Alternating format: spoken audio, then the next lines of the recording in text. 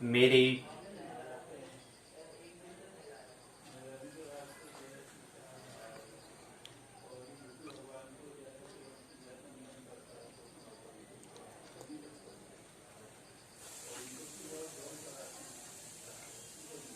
मेरे प्रिय मित्रों, आइए आज स्वाध्याय के 19वीं पाठशाला में और ज्योतिष के 9वें दिवस में आइए प्रवेश करें। पिछले 8 दिन से हम ज्योतिष के पाठों पर हम चर्चा कर रहे हैं। यूओयू के जो पाठ्यक्रम है, यूओयू के द्वारा जो बनाया हुआ पाठ्यक्रम है, उस पर हम क्या कर रहे हैं, चर्चा कर रहे हैं और बीच बीच में अपने कुछ अनुभवों को भी हम यहाँ पर साझा कर रहे हैं। तो सबसे पहले आज की जो बैठक होगी, आज की जो चर्चा होने वाली है, उसमें हम भाग 1, भाग 2 के अंदर कुछ सूचनाएं और दूसरा पंचांग से सूचनाएं हम यहाँ पर लेंगे, क्योंकि आज क्या है, पंचांग का क्या है, अंतिम बैठक आज है। पंचांग पूर्ण हो जाएगा। पंचांग के अंतर्गत आने वाले जो 6 इकाइयां हैं, विश्वविद्यालय ने 5 बता रखे है, लेकिन हम 6 कह रहे हैं क्योंकि इसमें तिथि और वार के बारे में थोड़ा विश्वविद्यालय ने पाठ्यक्रम में जिक्र नहीं किया है, लेकिन हमने जिक्र किया तो इसलिए क्या जाएंगे 6 इकाई, वैसे 5 विश्वविद्यालय यूओयू के तहत 5 हमारे हिसाब से क्या है 6 इकाइयां, वो क्या हो जाएंगे, आज पूर्ण हो जाएंगे। उसके बाद फिर हम कुछ उसके बुक जो किताब है उसको भी एक बार पूर्ण हम कर लेंगे, एक बार पूरा खंड जो है इसको देखेंगे। कल हम था योग के बारे में बता नहीं पाए थे, तो योग के बारे में, कर्ण के बारे में, उसके साथ साथ हमने 5वीं इकाई दी है, ग्रह के बारे में हमने दिया है, ग्रह कक्षा क्या होती है, उसके प्राच्य पाश्चात्य के बारे में। तो ये बात हम करेंगे, इस बात क्या जाएगी, हमारी इकाई पूर्ण हो जाएगी। थोड़ा उसको पुनरावृत्ति से एक झलक देख लेंगे, उसका सारांश हम देख लेंगे। फिर क्या होगा, अगले दिन हम क्या करने वाले उसको समझेंगे। तो सबसे पहले ये समझे कि क्या है, आज नया महीना अक्टूबर का माह प्रारंभ हो गया है। तो आज 1 तारीख यानी कि 1 अक्टूबर 2020 प्रारंभ हो चुका है। अक्टूबर, नवंबर, दिसंबर 3 महीने हमारे पास वक्त हैं। इस वर्ष के हमारे पास 3 महीने का भी वक्त बचा है और इन 3 महीनों में हमें क्या करना है, पहले हमने थोड़ा आपको बता दिया है। थोड़ा बहुत और संक्षिप्त में इसको समझे कि हम अभी इस महीने में और थोड़ा आगे हम आने वाले महीनों में क्या करने वाले हैं, आने वाले पाठशालाओं में क्या करने वाले हैं, उस पर थोड़ा जिक्र कर लें, थोड़ा सा उसको हम साझा कर दें कि क्या करने वाले हैं। उससे पहले हमारे जो यहाँ पर जो शीर्षक जो हमारे मुख्य पाठ जो हम चर्चा कर रहे हैं, तो मुख्य पाठ जो है वो किस पर है, वह है डे 19 ज्योतिष का डे 9वां दिन है, डे 9 है। ज्योतिष का प्रथम वर्ष का प्रथम प्रश्न पत्र, स्नातक प्रथम वर्ष का प्रथम प्रश्न पत्र, ब्रह्मांड एवं काल। अभी हम ब्रह्मांड और काल के बारे में ही समझ रहे हैं, क्योंकि अभी ज्योतिष का क्या है, पहला प्रश्न पत्र है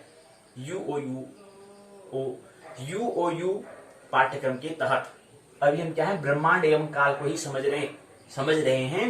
तो ब्रह्मांड और काल के अंतर्गत खंड जो तीसरा है, खंड तीसरे को आज हम पूरा कर लेंगे। खंड तीसरा पंचांग है, वो आज क्या हो जाएगा, पूर्ण हो जाएगा आज की बैठक में।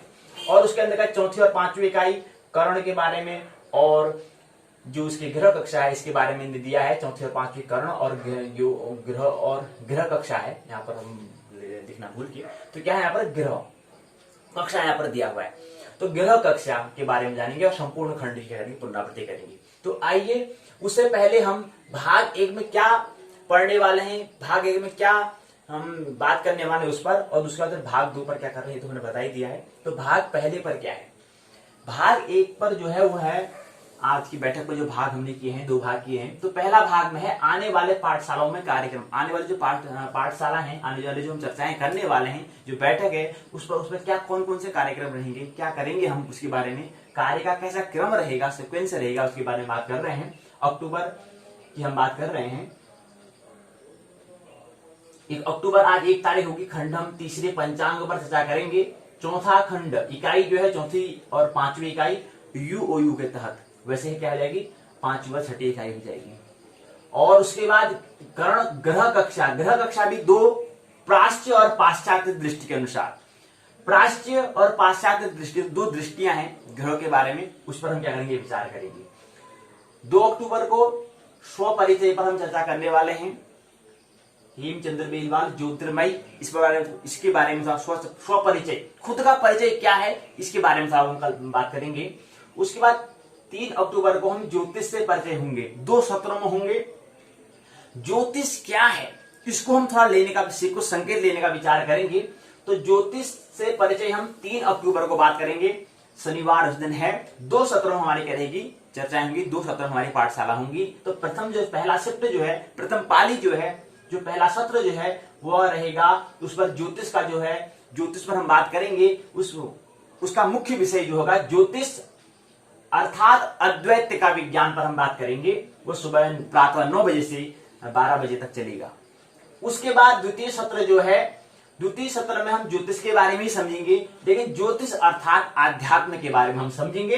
ये हमारा जो समय है, ये द्वितीय सत्र जब प्रारंभ होगा 2 से 5 बजे तक। तो ये क्या है, 3 अक्टूबर को शनिवार की हम बात कर रहे हैं। तो 2 सत्र में क्या रहेगी, पाठशाला रहेगी। तो 2 सत्रों में हमने बता दिया, प्रथम सत्र में ज्योतिष अर्थात अद्वैत का विज्ञान 9 से 12, 3 घंटे का। और उसके बाद द्वितीय सत्र ज्योतिष अर्थात अध्यात्म 2 से 5, 3 घंटे का रहेगी। 3 अक्टूबर को ये बात हम करेंगे ज्योतिष से परिचय 2 सत्रों में। उसके बाद फिर 4 अक्टूबर, 5 अक्टूबर, 6 अक्टूबर को हम क्या करेंगे कि हमारा जो ब्रह्मांड एवं काल खंड तीसरा तो पूरा हो गया, लेकिन ब्रह्मांड एवं काल जो ज्योतिष का प्रथम वर्ष का जो प्रथम प्रश्न पत्र है, उसमें खंड कितने हैं, 4 खंड हैं। 3 खंड तो, तीसरा खंड तो आज पूर्ण हो जाएगा, लेकिन अंतिम खंड, चौथा खंड बच जाएगा। तो अंतिम जो चौथा खंड है उसके अंदर को जो 6 इकाइयां हैं, उन इकाइयों की चर्चा हम क्या करेंगे 4 अक्टूबर, 5 अक्टूबर, 6 अक्टूबर, हम इन 3 दिनों में क्या करेंगे, ब्रह्मांड एवं काल के अंदर जो खंड 4 है उसकी सभी इकाई जो 6 इकाइयां हैं उस पर हम क्या करेंगे, चर्चा करेंगे इन 3 दिनों में। उसके बाद में 2 दिन का 7 अक्टूबर, 8 अक्टूबर को क्या होगा, प्रश्न उत्तर चर्चा कार्यक्रम हो जाएगा। इसी जो हमारा जो पहला ज्योतिष JY 101 ब्रह्मांड एवं काल, इससे संबंधित कुछ प्रश्न, कुछ विश्वविद्यालय के द्वारा पूछे गए प्रश्न, कुछ हमारे अनुभव या जो हमने इतनी चर्चा कर ली है, कुछ नए नए प्रश्नों पर हम क्या करेंगे, प्रश्न उत्तर करेंगे। प्रश्न प्लस उत्तर, प्रश्न करेंगे फिर उसका उत्तर समझने का प्रयास करेंगे। तो ये क्या हो जाएगा, प्रश्न उत्तर चर्चा कार्यक्रम हो जाएगा। ये हो जाएगा 2 दिन का रहेगा, 7 अक्टूबर और 8 अक्टूबर। और इसी क्रम में फिर 9 अक्टूबर से 24 अक्टूबर तक क्या होगा, ज्योतिष का हो जाएगा पहले साल का द्वितीय प्रश्न पत्र हो जाएगा, जन्म कुंडली निर्माण हो जाएगा। 14 + 2 14 दिन की क्या होगी, पाठ्य चर्चा होगी, पाठों पर चर्चा होगी, और 2 दिन की क्या हो जाएगी, प्रश्न उत्तर चर्चा हो जाएगी। तो 16 दिन का यह हो जाता है, तो 24 हो जाती है, 24 अक्टूबर हो जाता है समय, तारीख जो तिथि हो जाती है 24 अक्टूबर हो जाती है। 25, 26, 27, 28, 29, 30 को फिर हम क्या करेंगे, उसके बाद 24 का ठीक अगले दिन के बाद हम क्या करेंगे, संस्कृत लिटरेचर, संस्कृत साहित्य जो है उसके बारे में बात करेंगे। 25, 26, 27, 28, 29, 30 तक चलेगा, 6 दिन का चलेगा ये। उसके बाद फिर 31 जो है, 31 को हम इसे क्या करेंगे, एक एग्जाम का, एक परीक्षा का आयोजन करेंगे। तो वो क्या रहेगा, वो रहेगा 31 अक्टूबर 2020 वो रहेगा। वही ज्योतिष जो हमने पहला और दूसरा हम जो बात करेंगे, जो पहला प्रश्न पत्र और दूसरा प्रश्न पत्र है प्रथम वर्ष का, पहला ब्रह्मांड एवं काल, दूसरा जन्म कुंडली निर्माण, इसका आयोजन किया जाएगा। इस पर हम चर्चा करेंगे। ये भी 2 पाली में होंगे, वही पाली रहेगा, टाइमिंग वही 9 से 12 हो सकता है, 10 से 1 हो जाए, इसमें 10 से 12 हो जाए, और यहाँ पर क्या हो जाए 2 से 4 हो जाए। तो टाइमिंग तो ऐसी रहेगी, यहाँ पर रहेगा 10 से 12 और यहाँ पर हो जाएगा 2 से 4 बजे तक ये वक्त रहेगा, या 3 से 5 हो सकता है। तो 2 घंटे का हमें वक्त मिलता है। एग्जाम का समय कितना है, 2 घंटे का है, उसे 3 घंटे का होता है, लेकिन अभी 2 घंटे का कर रखा है, तो 2 घंटे का ही हम लेंगे। तो 2 घंटे की हम बात करेंगे।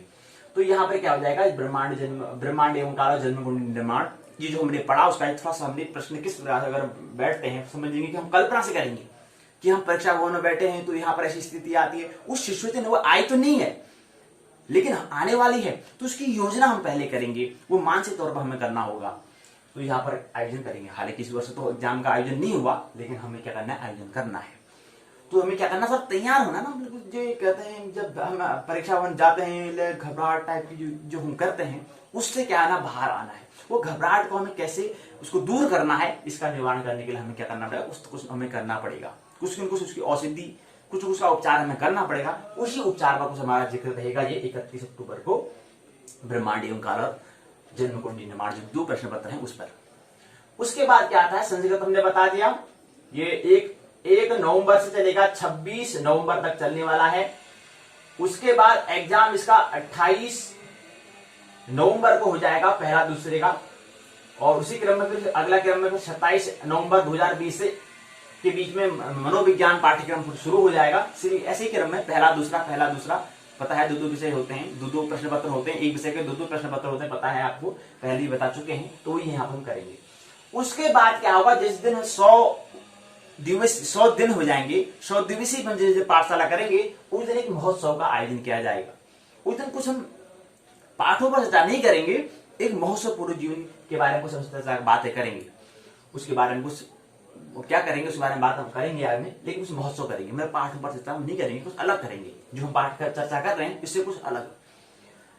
तो ये उस दिन डे 100 के दिन हम उसको महोत्सव का आयोजन करेंगे। उसके बाद क्या होगा, 31 अक्टूबर को हम बता रहे थे, जो 31 दिसंबर जो है, 31 दिसंबर 2020 को जो है वो जो अंतिम दिन रहेगा, उस दिन हम एक वैदिक कर्मकांड प्रमाण पत्र कार्यक्रम है, उस पर भी हम 2 सत्र में क्या करेंगे, क्योंकि वैदिक कर्मकांड क्या है, प्रमाण पत्र है, 6 महीने का एक क्या है, प्रमाण पत्र, एक सर्टिफिकेट कोर्स है। उसको क्या करेंगे, उसको 2 पाली में वैदिक कर्मकांड सर्टिफिकेट वाला जो विश्वविद्यालय ने एक सर्टिफिकेट पाठ्यक्रम जो प्रोग्राम जो तैयार किया है, उस पर थोड़ा हम संक्षिप्त चर्चा कर लेंगे। थोड़ा जो वैदिक कर्म कांड है उसके बारे में, पूजा प्रार्थना ध्यान, थोड़ा जो सूत्र होते हैं, जो हमें प्रातः काल में पूजा आराधना करते हैं, आराधना या प्रार्थना करते हैं, उससे कुछ सूत्र यहाँ पर दिए हुए, इसलिए इसका हम आयोजन कर रहे हैं। तो इस यहाँ पर हम पहले सत्र में पहला प्रश्न पत्र है उसको लेंगे, और द्वितीय सत्र में क्या करेंगे, दूसरा उसका जो प्रश्न पत्र है उसको लेंगे। तो इसके भी जो 6 महीने का जो समय अवधि है, 6 महीने का जो वक्त दिया गया है, जो पाठ्यक्रम जो कार्यक्रम है, ठीक है, 6 महीने का है, तो लेकिन पेपर 2 है इसके, तो इसका भी हम क्या करेंगे, बाद में वहां पर करेंगे, क्योंकि ये क्या है, हमारे जीवन से जुड़ी हुई बातें हैं। इतने साल से पूजा सुबह शाम कर रहे आ रहे हैं, ओम कहते हैं, लेकिन नहीं, कुछ अलग उसको समझना है, कुछ संकेत वहां से हम लेंगे, कुछ सूत्र लेंगे जो महत्वपूर्ण है। प्रार्थना कैसे करते हैं वहां पर विश्वविद्यालय ने बताया है, तो उस सूत्र को लेंगे, समझने का हम प्रयास करेंगे यहाँ पर 2 सत्रों में, और इसके 2 प्रश्न पत्रों में। तो ये हमने बताया क्या करने वाले, आने वाले आगे दिनों में हम करने वाले हैं। और अगली ऐसी बात करेंगे, फिर क्या होता है, न्यू ईयर आ जाता है, 2021 आ जाएगा, तो उसमें कार्यक्रम में क्या रहेगा, उसमें हमारा जब द्वितीय जो हमारा क्या है 2020-2021 जो द्वितीय वर्ष जो है, ज्योतिष क्या है, स्नातक द्वितीय वर्ष की हम बात कर रहे हैं, तो उसका क्या करेंगे, उस पर हम कार्यक्रम पर हम कुछ चर्चा कर रहे हैं। तो उसके अंतर्गत जो ज्योतिष है, संस्कृत है और साइकोलॉजी है, इसका आप द्वितीय वर्ष में प्रवेश करेंगे। प्रथम वर्ष तो हो गया, हमने इस वर्ष में जो करना कर लेंगे, उसके बाद 2021 में क्या करेंगे, द्वितीय वर्ष के हम बारे में बात करेंगे।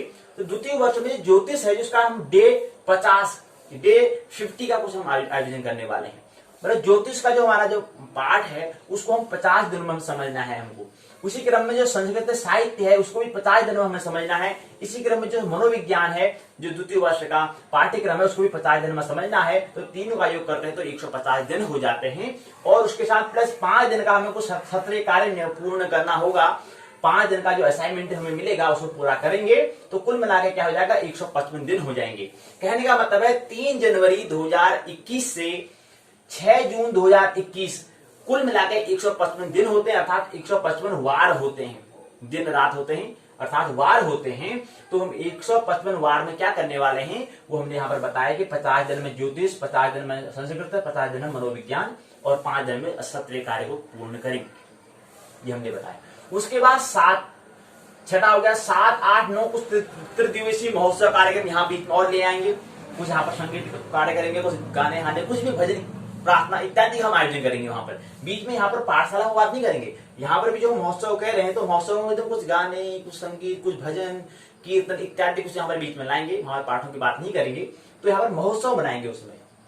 तो महोत्सव बनाना है, त्रिदिवसीय महोत्सव कार्यक्रम हो जाएगा। 3 बैठक हमारी क्या जाएंगी, 7, 8, 9 को त्रिदिवसीय महोत्सव कार्यक्रम हमने इसको रखा है। तो यहाँ पर 9 तारीख हो जाते हैं। उसके बाद 10 जून से 30 जून के बीच जो 21 दिन का जो वक्त है, जो 21 डेज हैं, उन 21 डेज में क्या होगा, एग्जाम होगा, परीक्षा, इम्तिहान होगा। उसकी तैयारी हमें करनी है, उसकी तैयारी में जुड़ जाना है, संलग्न हो जाना है। तो ये हमने उसे बताया।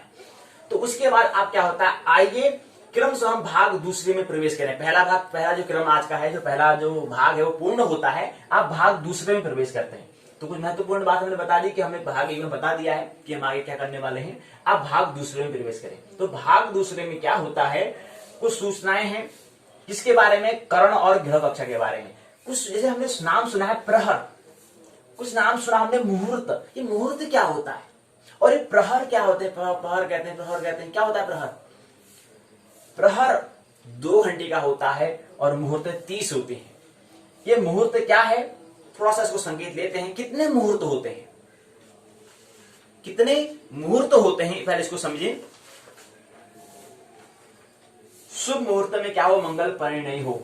मतलब कुल मिलाकर कहने का मतलब है शुभ मुहूर्त, मुहूर्त का मतलब होता है जगत में अच्छाई भी है बुराई भी है, तो उस समय अब और क्या है, हम सभी क्या है, संयुक्त हैं, जुड़े हुए हैं। सभी लोग क्या हैं, जुड़े हुए हैं। चाहे वो छोटा से छोटा कोई पौधा हो या घास का तिनका हो या उससे बड़े से बड़े महाकाय कोई पिंड हो, सभी क्या है, एक दूसरे से जुड़े हुए हैं, जुड़े हुए हैं। तो क्या होता है कि मुहूर्त का मतलब होता है कि कुछ सही दिशा की ध्वनियां, मैग्नीट्यूड, चुंबकीय बल, कुछ इस तरह से कुछ संयोग होते हैं। तो उस मुहूर्त के बारे में पता होना चाहिए। तो उस समय में कुछ अगर कोई हम कार्य करते हैं तो उस पर परिणाम पॉजिटिव, सकारात्मक ज्यादा मिलता है। और थोड़ा सा मुहूर्त के बारे में, उसके बारे में हमें ज्ञान नहीं होगा कि इस समय में ये नहीं है, तो उसमें क्या होगा, उसका विपरीत फल मिलता है, या उसका होगा जो हम कर रहे हैं वो हमको उसकी फल की प्राप्ति नहीं होगी। तो कुछ इस तरह से कुछ मुहूर्त होता है। और मुहूर्त होते हैं 30। एक संकेत के माध्यम से समझा रहे हैं कि आगे क्या है। शुभ मुहूर्त में मंगल, सूचना दे रहे हैं कि जो मुहूर्त है इसको एक सूचना के माध्यम से समझेंगे हम। सूचना है 2018 में 18 नवंबर की सूचना है, रविवार है, उस दिन में एक अखबार में सूचना मिली कि शुभ मुहूर्त में क्या हो, मंगल परिणय हो। अर्थात आगे ज्योतिष में क्या काम करना है उसके बारे में तो संकेत यहाँ पर दे रहे हैं। तो क्या है, हालांकि अपने देश में सभी महत्वपूर्ण कार्य शुभ मुहूर्त के अनुसार किए जाते हैं, लेकिन अगर बात शादी विवाह की करें तो शुभ मुहूर्त का महत्व और बढ़ जाता है। ज्योतिष अब देखो पिछले साल का है ये, इस साल नवंबर में देव उठनी एकादशी के बाद 12 जुलाई 2019 की देवशयनी एकादशी तक कुल 45 दिन ही शादी के शुभ मुहूर्त रहेंगे। जो भी परिवार विवाह की प्लानिंग यानी कि योजना कर रहा है उनको इन्हीं मुहूर्त पर अपने यहाँ मंगल आयोजन करने होंगे। दीपावली बीत जाने के बाद अब लोग देव उठनी एकादशी का इंतजार कर रहे हैं। आमतौर पर देव उठनी एकादशी से विवाह शुरू हो जाते हैं, लेकिन इस बार 13 नवंबर को ही गुरु तारा अस्त हो गया है, जिससे अब 8 दिसंबर तक विवाह का कोई भी शुभ मुहूर्त नहीं बनेगा। फिर 16 दिसंबर से धनु संक्रांति यानी धनु राशि में सूर्य का प्रवेश सुबह 9:08 से होगा। इसलिए 15 जनवरी 2020 तक खर मास, मल मास भी जिसे हम कहते हैं, का समय माना जाएगा। इस समय में भी मांगलिक कार्य नहीं किए जाएंगे। इन दिनों में विवाह के लिए कोई भी मुहूर्त नहीं माना जाता है। इसका मतलब यह है कि अब विवाह समारोह साल 2019 में होंगे। 2018 की बात है, 18 नवंबर 2018 की यह सूचना है। इनमें भी मीन संक्रांति के कारण 1 महीने का खर मास रहेगा। 14 मार्च से 14 अप्रैल 2019 तक सूर्य जो है मीन राशि में रहेगा। इस खर मास में उपनयन संस्कार को छोड़कर सभी मांगलिक कार्य बंद रहेंगे। साल 2019 की देवशयनी तक कुल 45 दिन के विवाह के मुहूर्त रहेंगे। 12 जुलाई को देव शयनी एकादशी होगी और इस दिन से चातुर्मास शुरू हो जाएगा। इस वजह से विवाह नहीं हो पाएंगे। ज्योतिष के अनुसार शुभ मुहूर्त किसी भी मांगलिक कार्य को शुरू करने का ऐसा शुभ समय होता है। शुभ मुहूर्त किसी भी मांगलिक कार्य को शुरू करने का ऐसा शुभ समय होता है जिसमें तमाम ग्रह, देखो मुहूर्त क्या है समझे, शुभ समय होता है जिसमें तमाम ग्रह और नक्षत्र शुभ परिणाम देने वाले होते हैं। अर्थात क्या है, संयुक्त है। गंगा तारा उतना दूर है, उतना किलोमीटर, उतना लाइट ईयर दूर है, वो प्रकाश हमें क्या वो उसका जो जितनी प्रकाश से दूर जो ग्रह है वो हमको क्या प्रभाव करेगा, बहुत बड़ा प्रभाव करता है। क्यों? क्योंकि सभी संयुक्त हैं, छोटे से छोटा लेकर के बड़ा बड़ा से बड़ा परमाणु जो पिंड है सभी क्या है, संयुक्त हैं। एक छोटा सा घास का तिनका उस बड़े महाकाय पिंड को क्या कर देता है, उसको प्रभाव उस पर पड़ता है। और उतने बड़े महाकाय जो पिंड है वो पिंड क्या करता है, घास के तिनके को प्रभावित करता है। दोनों एक दूसरे को प्रभावित करते हैं क्योंकि दोनों क्या है, संयुक्त हैं, जुड़े हुए हैं। तो इसलिए कह रहे हैं कि जिनमें तमाम ग्रह हो गया, नक्षत्र शुभ परिणाम देने वाले होते हैं। माना जाता है कि इस समय में शुरू किए जाने वाले कार्य सफल होते हैं, काम में लगने वाली अड़चनें दूर होती हैं। आम बोलचाल की भाषा में शुभ मुहूर्तों को शुभ घड़ी भी कहा जाता है। यदि दिन और रात के 24 घंटे के समय के अनुसार देखा जाए तो प्रातः 6 से लेकर के दिन रात मिलाकर प्रातः 5:12 तक कुल कितने होते हैं, 30 मुहूर्त होते हैं। क्या होते हैं, दिन रात के 24 घंटे के समय के अनुसार प्रातः 6 बजे से लेकर दिन रात मिलाकर प्रातः 5:12 तक कुल कितने होते हैं, 30 मुहूर्त होते हैं। एक मुहूर्त जो होता है वह 48 मिनट तक रहता है, 48 मिनट तक क्या रहता है। सबसे पहला मुहूर्त होता है रुद्र, जिसके शुरू होने का समय क्या होता है, 6 बजे। इसके बाद क्रमशः हर 48 मिनट बाद आही, मित्र, प्रत्य, वसु, वराह,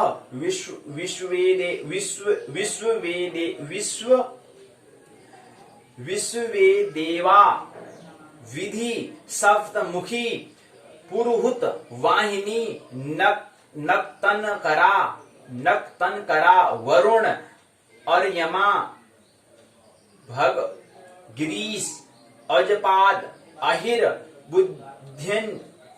बुद्धिन्य, पुष्य, अश्विनी, यम, अग्नि, विधात्री, कर्ण, अदिति, जीव, अमृत जिसे कह सकते हैं, विष्णु, युमिग धुति, क्या होता है, युमिग धुति, ब्रह्म और समुद्रम मुहूर्त ये होते हैं। ये 30 मुहूर्त होते हैं। इसके साथ ही शुभ मुहूर्त जानते समय वक्त, तिथि, वार, नक्षत्र, योग, करण, पक्ष, अयन, चौघड़ियां एवं लग्न आदि का भी क्या रखना चाहिए, ध्यान रखना चाहिए, स्मरण रखना चाहिए, ख्याल रखना चाहिए।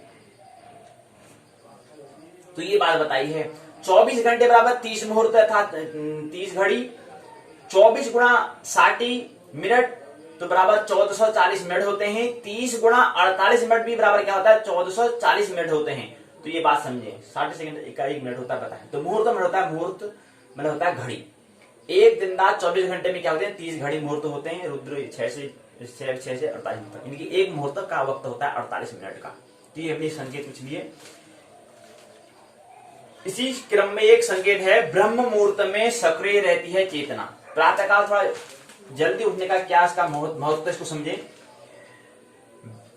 ब्रह्म मुहूर्त में जाकर कोई भी अभ्यास करते हैं तो आपके भीतर एक खास स्तर की जागरूकता आ जाती है। अगर ब्रह्म मुहूर्त में जाकर कोई भी अभ्यास करते हैं, कोई भी कार्य करते हैं तो प्राण चेतना उसे निहाल कर देती है। समझना यह है कि ब्रह्म मुहूर्त का समय होता कब है, सूर्य ठीक सिर पर होने का मतलब है कि उस वक्त वह आपके सिर पर लंबवत है। उस समय खास तरह की चेतना सक्रिय रहती है। यह समय सुबह 3:40 बजे से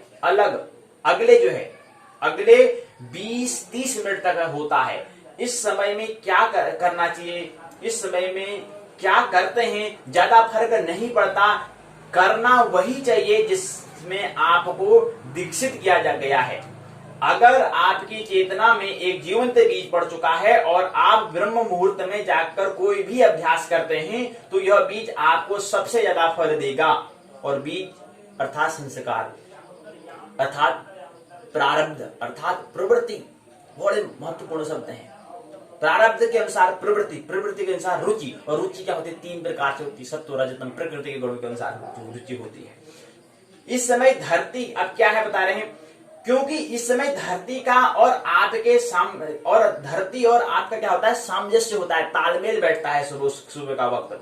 अगर उस समय आप अभ्यास करते हैं तो आपके भीतर एक खास स्तर की जागरूकता आ जाती है, फिर इस समय का सहज एहसास होता है, हमें आभास होता है।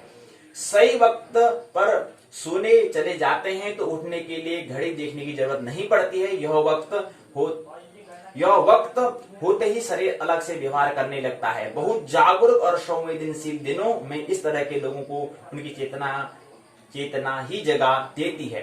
वे लोग भी जाग जाते हैं जो साधना के क्षेत्र में बहुत सक्रिय नहीं है, लेकिन उनके भीतर किसी जागृत सानिध्य में मुमुक्षा भाव जग गया है। उनके भीतर पड़ा हुआ बीज उन्हें जीवन के दूसरे छोर की ओर खींच रहा है, क्योंकि यहां से फिर आगे भी तो यात्रा है, तो इसलिए बीच में हलचल, आदमी कोई घबराहट टाइप की हो रही है तो उसका उपयोग करना चाहिए, अच्छी बात है। उसका इलाज करके हमें आगे भी तो यात्रा करनी है, तो इसलिए उससे भय हो रहा है तो महत्वपूर्ण है, उसका उपयोग करना चाहिए। अच्छी बात है, सूचना अच्छी मिली तो उसका उपयोग करें, समय रहते उसकी चिकित्सा करनी चाहिए और सही दिशा में उसका उपयोग करना चाहिए। टालो मत, हटाओ मत। ध्यान में अकेले में जब हम बैठते हैं तो उसमें बड़ा डर जैसा लगता है, तो डर का उपयोग करो। पहली बार दूसरी बार करेगा, लेकिन जब अभ्यास बन जाएगा तो फिर कोई डर नहीं, डर होता ही नहीं है, मन है ना, इसलिए डर होता है। तो बहुत जागरूक और संवेदनशील दिनों में इस तरह के लोगों की चेतना जाग जाती है। वे लोग भी जाग जाते हैं जो साधना में सक्रिय नहीं है, लेकिन उनके भीतर किसी जागृत साधना में मुमुक्षा, बड़ा महत्वपूर्ण शब्द है, भाव जग गया है। उनके भीतर पड़ा हुआ बीज उन्हें जीवन के दूसरे छोर की ओर खींच रहा है। यह उसके और प्रकृति दोनों के लिए संध्या का समय होता है। यह समय उसके जीवन में असाधारण परिवर्तन करता है। संध्या का मतलब होता है संक्रमण, एक स्थिति से दूसरी स्थिति में, एक सिचुएशन से दूसरे सिचुएशन में। सूर्योदय से सूर्यास्त से एक घड़ी पहले, सूर्योदय और सूर्यास्त से एक घड़ी पहले और एक घड़ी बाद का समय जो होता है वह संध्या कहलाता है। संध्या किसे कहते हैं? ये संध्या क्या होता है, इस पर सब विचार करेंगे। सभी पर हमारा क्या कार्य है कि ज्योतिष सभी इसमें काम करता है। ऐसा ही वक्त दोपहर और आधी रात के समय भी है, लेकिन सुबह और शाम की संध्याएं अलग प्रकृति की होती हैं। इस समय आपकी चेतना में एक खास तरह का क्या होता है? संक्रमण से गुजरती हैं। एक क्या है? एक स्थान से दूसरे स्थान को जाती है, तो एक छोर से दूसरी छोर को जाती है, संक्रमण होता है। इसलिए क्या है? मुहूर्त का ब्रह्म मुहूर्त, मुहूर्त मतलब हम बताया इसका ब्रह्म मुहूर्त होता है। ऐसे ही क्या है? 30 मुहूर्त हैं। उन 30 मुहूर्त के बारे में उनका 48 मिनट का क्या वक्त होता है, उनके ऐसे मुहूर्त होते हैं। 6 से 6:48 लेकर 5:12 से 6 बजे तक क्या होते हैं? सब 30 क्या होते हैं? मुहूर्त होते हैं। प्रहर हमने बताया 2 घंटे का प्रहर होता है। 24 घंटे हैं तो 2 घंटे का एक प्रहर, तो 24 घंटे भागा 2 तो कितना जाएंगे? 12 घंटे का प्रहर होता है। कुछ ऐसी बातें बीच में लानी है जो प्रश्न होते हैं, जो विश्वविद्यालय ने पाठ्यक्रम में नहीं जोड़ा है, लेकिन हमारे प्रश्न होते हैं, उन पर भी यही चर्चा करनी चाहिए। तो कल हमने बात किया था कि सूर्य से चंद्रमा का अंतर कितना होता है? 12 डिग्री का क्या होता है? अंतर होता है, अंतराल होता है। तो सूर्य से चंद्रमा का अंतराल 12 डिग्री 12 अंश होता है, और 12 अंश का जो अंतराल है इसको एक तिथि कहते हैं। और ऐसी कितनी होती है? 30 तिथियां होती है। प्रत्येक दिन 12-12 अंश का अंतर क्या था? बढ़ता जाता है। नक्षत्र कला 800 कला होती है, हमने बताई दिया है। नक्षत्र 200 कला होता है। 27 नक्षत्र बराबर 21,600 कलाएं होती है। तो हमने ये बात क्या कर ली, इसमें हमने कुछ बातें हमने कर रही है।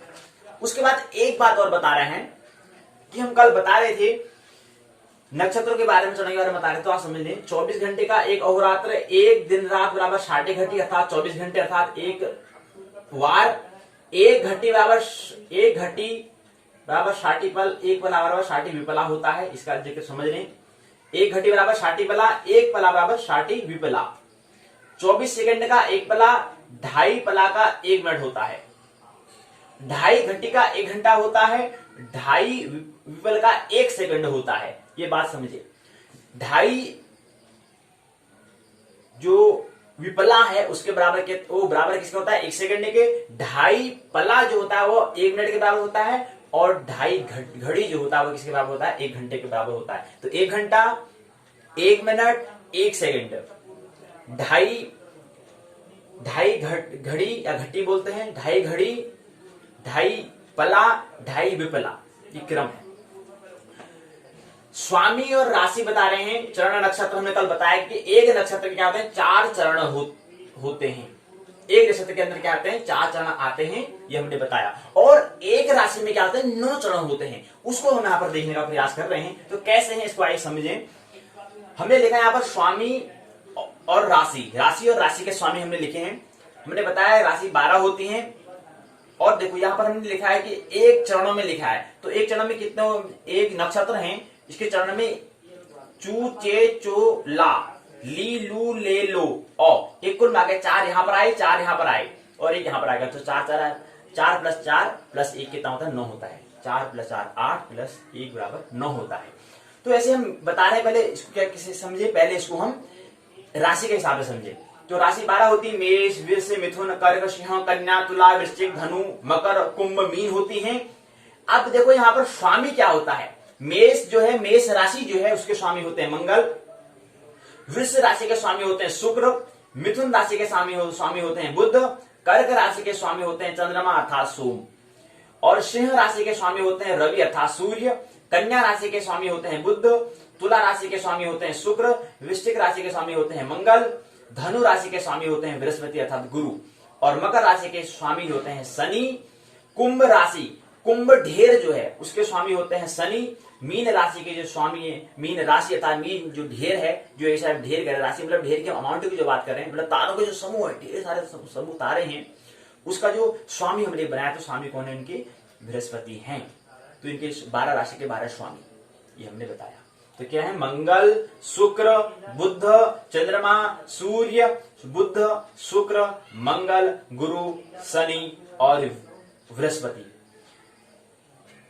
मेष, वृष, मिथुन, कर्क, सिंह, कन्या, तुला, वृश्चिक, धनु, मकर, कुंभ, मीन, ये क्या है, 12 राशि हैं, 12 ढेर हैं। और नक्षत्र तारों के समूह को हम कहते हैं, ग्रुप ऑफ स्टार, मतलब तारे होते हैं। और हमने कहा था कल अब इसकी आकृति भेड़ जैसी होती है। भेड़ जैसे मतलब क्या है, तारे ऐसे क्रम में लगे मानो भेड़ हो, दूसरा जैसे बैल हो, तीसरा स्त्री पुरुष मिथुन, मिथुन का मतलब होता है, मिथुन जो है स्त्री पुरुष उससे बना है। दोनों जब आपस में मिलन होता है, दोनों का जब दोनों प्रकृति, दोनों शरीर आपस में मिलते हैं तो उनकी आकृति कैसे बनती है, वो मिथुन राशि दिखा रही है। मिथुन ढेर बता रहा है, राशि मतलब ढेर। उसी आगे आता है कर्क, चंद्रमा, इनकी केकड़ा, मानो केकड़ा हो, सिंह मतलब जैसे शेर हो, इसलिए सिंह, उसका ढेर का नाम सिंह दिया है, शेर दिया है, मानो शेर हो। कन्या है, जैसे नाव में बैठी कोई लड़की हो, ऐसा लगता है चित्र, ऐसे तारे व्यवस्थित क्रम में लगे हैं। क्या प्रकृति की, क्या परमात्मा की व्यवस्था है। तुला जैसे तराजू हो, वृश्चिक जैसे बिच्छू हो, धनु जैसे धनुष हो, मकर जैसे क्या हो, मगरमच्छ हो, कुंभ जैसे मैंने क्या हो, घड़ा लिया हुआ व्यक्ति हो, और मीन जैसे मानो मछली हो। ये क्या है, आकृति हैं। ऐसी उनकी तारों की व्यवस्था है। तारे ऐसे व्यवस्थित क्रम में परमात्मा ने व्यवस्था की है, ऐसे व्यवस्थित क्रम में रखे हैं कि मानो ऐसी आकृति बनती है। तो ये बातें समझिए। तो ये हमने बताया। और उसके बाद हमने कहा कि जो मेष राशि है इसमें बताया कि 4 चरण, पहला चरण, दूसरा चरण, तीसरा, यानी कि 3 चरणों में क्या है, एक राशि को हमने रखा है। तो एक राशि में एक चरण में क्या है, जो चरण आएंगे नक्षत्र चरण, इसमें 3 आगे हैं। एक राशि को हमने 3 भागों में बांटा। क्या करा, एक राशि में जो नक्षत्र है उनको, नक्षत्र के जो चरण है उनको 3 भागों में बांटा। पहला भाग, दूसरा भाग, तीसरा भाग। अब देखो यहाँ पर मेष राशि में 4 क्या आगे चरण आगे, चू चे चो ला, अश्विनी इसका नक्षत्र है। और एक नक्षत्र में क्या आते हैं, 4 चरण आते हैं। तो अश्विनी के 4 चरण कौन कौन से हैं, चू चे चो ला। इसी क्रम में क्या आता है, दूसरा जो राशि क्या है, मेष है, उसका पहला भाग हमने बताया अश्विनी नक्षत्र है। अब उसका दूसरा भाग है भरणी, भरणी नक्षत्र है। भरणी नक्षत्र के अंतर्गत कितने आते हैं, हमने कहा कि एक नक्षत्र में क्या आते हैं, 4 चरण होते हैं नक्षत्र के। तो 4 चरण कौन कौन से हैं, 4 कौन कौन से हैं, ली लू ले लो। तो एक नक्षत्र में 4 हो गए, तो ये भी नक्षत्र पूरा हो गया। अब अगला क्रम क्या आता है, यहाँ पर तीसरे भाग में केवल 1 चरण है। क्यों, क्योंकि पहले अश्विनी में 4 आ चुका है, क्योंकि एक नक्षत्र में 4 ही चरण आते हैं और दूसरे नक्षत्र में भी 4 ही आते हैं, और 4 का योग मिला के 8 बनता है, तो 1 ही तो आएगा। और हमने कहा था कि एक राशि जो है उसमें केवल 9 चरण आते हैं, तो इसलिए हमें यहाँ पर 1 ही रखना पड़ेगा, 2 नहीं रख सकते हैं। तो 2 क्यों रखेंगे, क्योंकि यहाँ पर 9 पूरा हो जा रहा है। एक राशि के लिए क्या है, 9 ही चरण आते हैं, ये नियम है। तो यहाँ पर कृतिका तीसरी राशि आ जाएगी, कृतिका तीसरा नक्षत्र आ जाएगा, और यहाँ पर अ क्या हो जाएगा, यानी कि अ यहाँ पर एक शब्द जो उसका दिया है, एक नक्षत्र जो है अ ही आएगा। इसी क्रम में क्या आता है, वृश्चिक जो राशि है इसके अंतर्गत कृतिका। अब देखो कृतिका क्या है, 4 चरण होते हैं। एक तो हमने यहाँ पर पहले से रख दिया है, और यहाँ पर क्या है, तीसरे भाग में हमने रख दिया है, और दूसरा यहाँ पर कृतिका 3 बच जाएंगे, क्योंकि एक में 4 होते हैं, 3 यहाँ पर आ जाएंगे, तो ई और उ ए यहाँ पर आ जाएगा, तो 3 हो जाएंगे। और उसके बाद में यहाँ पर रोहिणी में 4 आ जाएंगे, मृगशिरा में यहाँ पर 2 आ जाएंगे। इन जो भी हम यहाँ पर चरण रख रहे हैं उनका योग कितना होना चाहिए, 9 होना चाहिए। हमें क्या ध्यान देना है इसमें, हमें ध्यान ये रखना है, हमें स्मरण ये रखना है, हमें ये ख्याल में रखते हुए भाई बात को समझनी है कि हमें क्या है, एक राशि में 9 चरण आने चाहिए और एक नक्षत्र में 4 चरण आने चाहिए। ये हमने कल भी समझा था, आज भी समझ रहे हैं। तो यही क्रम यहाँ पर हमने लिखा है, कृतिका में 3 है तो रोहिणी में 4 है, मृगशिरा में 2 है, मृगशिरा में 2 है। अब हो गया तो मृगशिरा यहाँ भी है, तो यहाँ भी मृगशिरा है, होगा ना, क्यों नहीं होगा, क्योंकि यहाँ पे मृगशिरा के केवल 2 ही चरण आए हैं। तो 2 चरण आने के लिए फिर हमें अगली मिथुन राशि में उसको डालना पड़ेगा। अब देखो यहाँ पर देखो नक्षत्र तो उसका मृगशिरा ही रहेगा, लेकिन उसके राशि क्या हो जाएगी, बदल जाएंगी।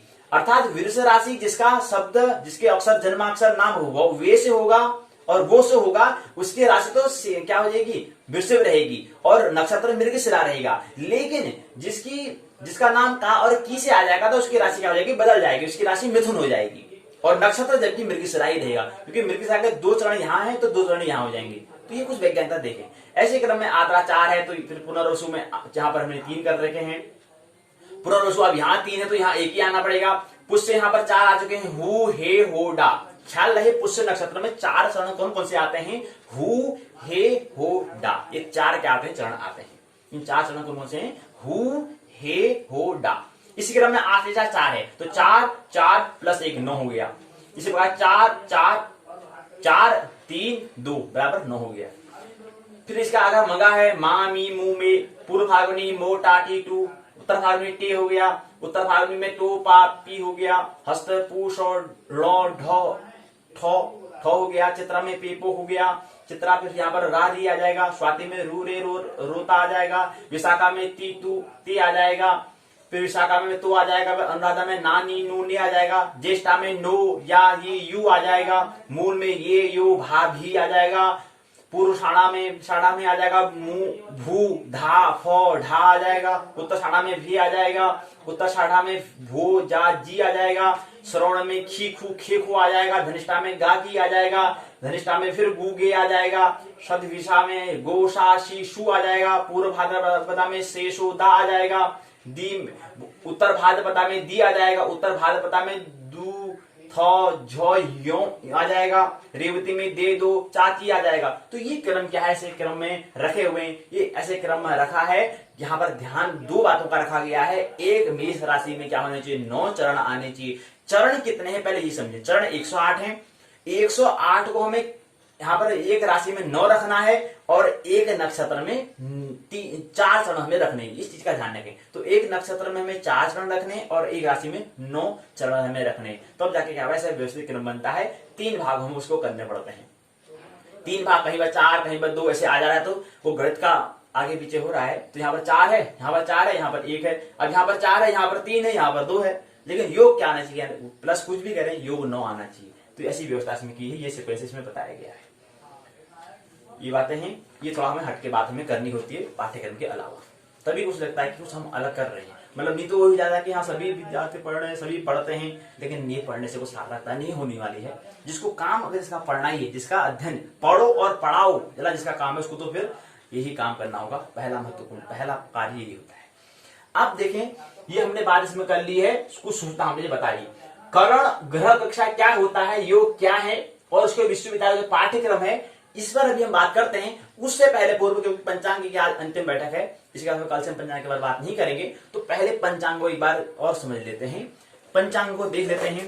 जो इस बार हमने पंचांग नहीं लिया है, पिछली बार का पंचांग को ही देखेंगे। तो ये पंचांग है, पंचांग में बताया सौर मास सूर्य की संक्रांति से अगले संक्रमण से पूर्व संचरण समय तक सूर्य का सूर्य के मास को हम सौर मास कहते हैं, वहां हमने मास में समझा था। वही चंद्रमास किसे कहते हैं? 30 तिथियों के भोग काल को हम चंद्रमास कहते हैं। 1 ईयर बराबर 12 चंद्रमास होते हैं, 355 दिन होते हैं। और सौर मास में 365 दिन 6 घंटे के होता है। और 6 घंटे 14 घंटे में हर चौथे वर्ष में क्या होता है? 28 जो फरवरी है वो 29 महीने की जाती है, ये स्मरण रहना चाहिए। चंद्र वर्ष में कुल तिथि 360 होती है, सौर वर्ष में 371 तिथियां होती हैं, ये समझे। दूसरा हमने बता ही दिया है, वही चीज है। एक दिन बराबर होता है, एक दिवस बराबर होता है एक सूर्योदय से दूसरे सूर्योदय के समय को। एक सूर्योदय से दूसरे सूर्य उदय के समय को हम क्या कहते हैं? दिवस कहते हैं, डे कहते हैं। और एक दिवस में क्या होते हैं? 60 घटी अर्थात घड़ी होती है। एक घड़ी बराबर 60 पल होता है, एक पल बराबर 60 विपल होता है, ये हम पिछली बात कर चुके हैं। एक पल बराबर 24 सेकंड होता है, एक पल बराबर 24 क्षण होता है, ये हम समझ रहे हैं, समझ लिया है पहले भी। तो क्या है, अब एक अधिमास हम पढ़ते हैं, दोनों में अंतर 11 तिथि का होता है। जब यह अंतराल 30 तिथियों तक पहुंच जाता है तब एक चंद्रमास अधिक हो जाता है, यानी उस मास को हम क्या कहते हैं? अधिमास कहते हैं। उस साल मास को 12 में होकर 13 महीने हो जाते हैं। 13 कौन सा महीना होता है वो? किसके? अब देखो ना, ये मास तो कह रहे हैं, ये मास किसके हिसाब से? मास के लिए हमें काल को समझ रहे हैं, ब्रह्मांड एवं काल को समझना है, तो काल की हम गणना कर रहे हैं। और किसके सापेक्ष कर रहे हैं? किसके सापेक्ष हम कर रहे हैं? चंद्रमा की गति के सापेक्ष हम क्या कर रहे हैं? काल की गणना कर रहे हैं, ये स्मरण रहना चाहिए। चंद्रमास तो कह रहे हैं 13 महीना है, 12 महीना है। गणना के लिए हमने बताया था कि 4 ग्रहों से 4 चीज है। 4 कौन कौन सी हैं? एक हो गया सूर्य, दूसरा हो गया चंद्रमा, तीसरा हो गया नक्षत्र, चौथा हो गया पृथ्वी। इन चारों के हिसाब से हम समय की गणना करते हैं। औरों की भी अपेक्षा भी हम गणना कर सकते हैं, लेकिन मुख्य विचार हैं तो चारों के हिसाब से समय की हम गणना करते हैं। तो यहाँ पर चंद्रमा जो हम 13 माह महीने कह रहे हैं वो किसके हिसाब से? चंद्रमा के हिसाब से है। चंद्रमा जो है इसकी बात हम कर रहे हैं। तो एक दिन में क्या होता है? अधिमास भी आ जाता है। तो ये हमने इस बात कर ली है, वही यहाँ पर भी मेरे को समझा रखा है। चंद्र के माह 12 होते हैं। चंद्र के माह 12 होते हैं। चैत, वैशाख, जेठ, आषाढ़, सावन, भाद्रव, कुमार, कार्तिक, अगन, पूष, माघ, फाल्गुन, आश्विन, माघ, फाल्गुन, ये हैं। संध्या काल क्या होता है? सूर्योदय से लेकर 3 घटी तक को हम संध्या काल कहते हैं। प्रातः काल सूर्योदय से 3 घंटे तक 1 घंटा 12 मिनट।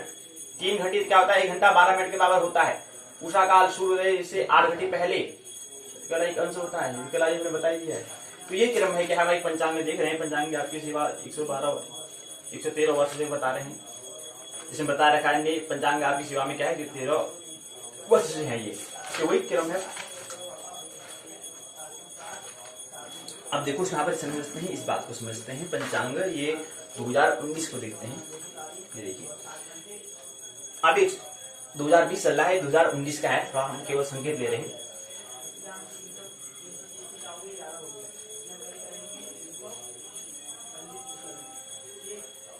ये हमारा है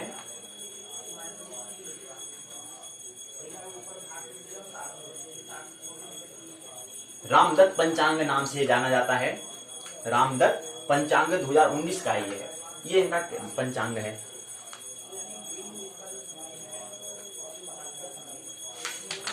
अब इसमें क्या बताया इनने? पहले लिखा है कि जन्म पत्र के बारे में बता रखा है इनने, अर्थात विशेष वक्तव्य उन्हें बता रखा है, कुछ विशेष बातें यहाँ पर बताई ही हैं। उसके आगे है पंचांग आपकी सेवा में 114, अब तो 115 हो गया क्योंकि 2020 है। प्रकाश का वक्तव्य के बारे में इन्हें बता रखा है, आभार बता रखा है। उसके बाद फिर इन्हें संबत 2076 है, अब तो 77 हो गया है, और 42 हो चुका है साथी, उसके बारे में बता रखा है। राशिफल के बारे में इन्हें बता रखा है। अतः भैरव भवानी संवाद बता है, भैरव और भवानी के बारे में, वर्ष पर्व के बारे में बता रखे हैं। राष्ट्रीय पर्व यहाँ पर होता है। ग्रहण विवरण के बारे में, खड़ग्रास चंद्र ग्रहण के बारे में, खड़ग्रास चंद्र ग्रहण के बारे में, खड़ग्रास सूर्य ग्रहण के बारे में बताया है। ऐसे इस पर मध्य मोक्ष क्या होता है, घटीपल घंटा मिनट के बारे में बता रखा है इनने। इसी क्रम में इनने बता रखा है कि श्री गणेशाय नमः, पराव कौन सा संवत्सर है, कौन सा क्या है, कौन राजा कौन करेगा। फिर आय व्यय चक्र दे रखा है इसमें। फिर विश्व संक्रांति चक्र के बारे में दे रखा है। वंशावली खंड काव्य के बारे में बता रखा है इसमें। फिर विश्व संक्रांति के बारे में बता रखा है, ये क्रम इसमें बता रखा है इनने। विवाह लग्न आदि के बारे में पूरा इसमें बता रखा है इनने। रामदत्त पंचांग जो है ये सब लग्न के बारे में बता रखा है। मुहूर्त के बारे में बता रखा है, कौन सा मुहूर्त है। सर्वार्थ सिद्ध योग क्या होता है? सर्वार्थ साध साधके सविच्छिन्नके गौरी नारायणी नमोस्तुते। सर्वार्थ सिद्ध योग क्या होता है? योग मन होता है जुड़ना, मतलब कैसा योग बन रहा है उन ग्रहों नक्षत्र इत्यादि जो भी है उनका कैसा योग बन रहा है, इसके बारे में ये बात की। और इसी क्रम में क्या आता है, फिर ये इन्हें बता रखा है बुद्ध गुरु के राहु केतु इत्यादि जो है सभी ग्रहों के बारे में इन्हें बता रखा है। फिर इन्हें बता रखा है दिशाशूल चक्र क्या होता है, चंद्रवास चक्र क्या होता है, दत्तक पुत्र मुहूर्ता के बारे में बता रखा है इन्हें, होटा चक्र और रोगावली चक्र के बारे में, पूर्व होटा चक्र के बारे में, पश्चात रोगावली के बारे में, अरुण कलश प्रिंटर के बारे में बता रखा है। फिर है वर्ष प्रवेश सारणी, कैसे वर्ष में प्रवेश करते हैं, ये तमाम सी बातें बता रखी है। अतकोट चक्रम बता रखा है इनने, यहाँ पर संक्रांति चक्र बता रखा है। वधु प्रवेश मुहूर्त बारे में बता रखा है। वधु प्रवेश क्या होता है, हस्त चित्रा स्वाति रोहिणी मृगशिरा मघा पुष्य धनिष्ठा श्रवण तीनों उत्तर मूल अनुराधा अश्विनी और रेवती इन नक्षत्रों में तथा स्थिर वृश्चिक और कुंभ लग्नों में वधु प्रवेश शुभ होता है, ये बता रखा है। जल पूजा मुहूर्त, पशु निगम मुहूर्त के बारे में बता रखा है, संक्रांति के बारे में बता रखा है। ये इसमें कर्म क्या है बताए हुए हैं। फिर राशियों के बारे में 12 राशियों के स्वभाव के बारे में बता रखा है इसमें। तो बता रहे हैं कर्क में ही हूं हे हो डा डी डू डी डू आता है, लेकिन पुष्य नक्षत्र में क्या आता है हु हे हो डा, 4 ही नक्षत्र आते हैं। कौन से हु हे हो डा, और जब ये राशि में कर्क राशि में ही हु हे हो डा डी डू डे नो डे डो, ये क्या है 9, कर्क राशि में 9 चरण आते हैं। और पुष्य नक्षत्र में क्या है केवल हे हो डा डी आते हैं। तुम कहते हैं हे हो डा डी, हु हे हो डा आते हैं, हु हे हो डा ये आते हैं, ठीक है, हु हे हो डा।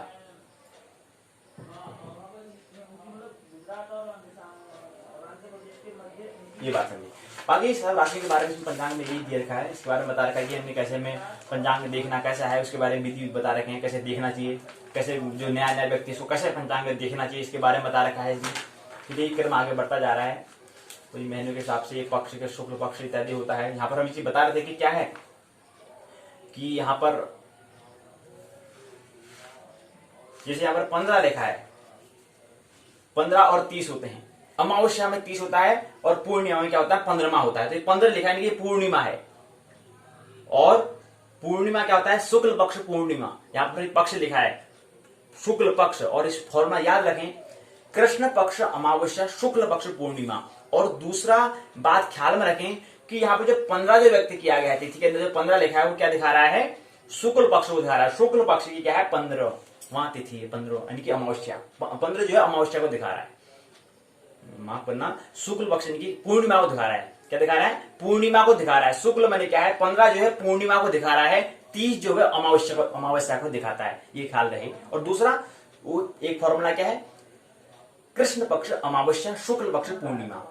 तो यहाँ पर जो शुक्ल पक्ष था पूर्णिमा 15वां पूर्णिमा को, ऐसे यहाँ पर 30 लिखा हुआ कहीं पर, ये 30 लिखा है। यहाँ पर क्या है 30 यानी कि चंद्रमा का एक वर्तुल पूरा हो गया है, अमावस्या आ गई, क्या गया एक चंद्रमा ने एक वर्तुल क्या कर लिया पूरा कर लिया, 30 से दिखाया है। और 30 क्या है अमावस्या है, उस दिन चंद्रमा दिखाई हमें नहीं देगा, तो वो क्या हो जाएगा एक वर्तुल उसने पूरा कर लिया। ये बात हमें समझ में आनी चाहिए। जिस दिन चंद्रमा हमें दिखाई नहीं देता है, अमावस्या जिस दिन होती है उस दिन, उसने इसको पंचांग में 30 से व्यक्त करते हैं। फिर यहाँ 15 से दिखाता है पूर्णिमा है, इसमें ये देखा है सभी के 12 महीने के बारे में ये इसमें बताया हुआ है।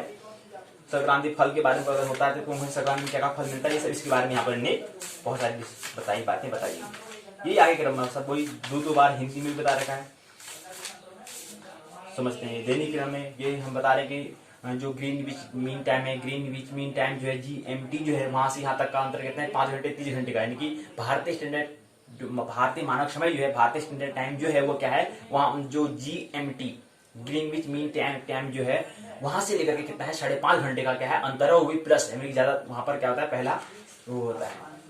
अगर यहाँ पर 9:30 हो वहां पर 4, यहाँ 9:30 हो रहा तो वहां 4:30 बज रहे होंगे, 4 बज रहे होंगे। तो ये क्या है 5.5 घंटे का अंतर आता है वहां पर, ये बात ख्याल रहे।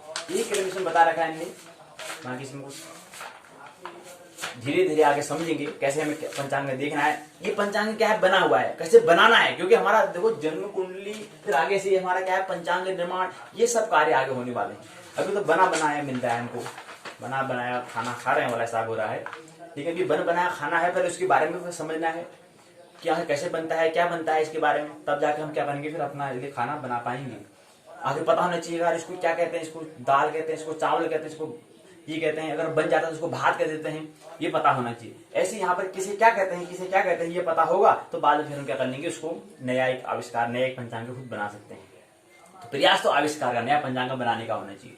तो सूर्य चंद्र गति के बारे में, सूर्य चंद्र गति के बारे में, ग्रह आदि राशि नक्षत्र चरण गति के बारे में बता रखा है, वही यहाँ माह दिनांक राशि नक्षत्र चरण घटी घंटा मिनट के बारे में सभी बता रखा है। वही इसमें मुख्य टॉपिक बिंदु यही है, ग्रह आदि राशि नक्षत्र चरण गति के बारे में ये बताया है इसमें।